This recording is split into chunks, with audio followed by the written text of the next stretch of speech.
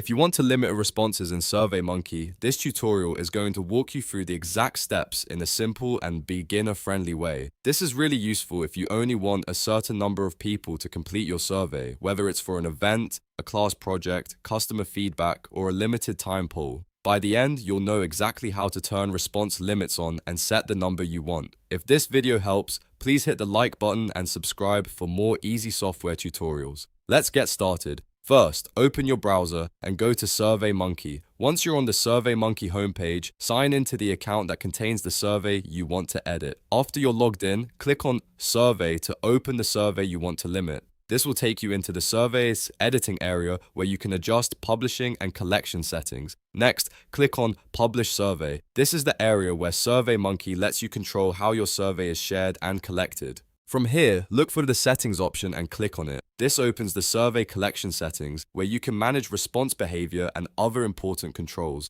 Now scroll down a little and click Show Advanced Options. This is where SurveyMonkey keeps some of the more detailed settings, including the option we need for response limits. Once the advanced options are visible, find Response Limits. At first, you'll likely see that it is turned off. Click on Response Limits, off to open the setting. When the response limits option opens, switch it to on. After that, you'll be able to enter the maximum number of responses you want to allow. For example, if you only want 30 people to take the survey, type 30 into the box. This tells SurveyMonkey to automatically stop collecting responses once that limit is reached. This is a really helpful feature because it saves time and prevents you from having to manually close the survey later. It also makes it easier to control participation if you're running a private survey, a first-come, first-served sign-up, or a small audience poll. Just double-check the number before saving so you don't accidentally set the wrong limit.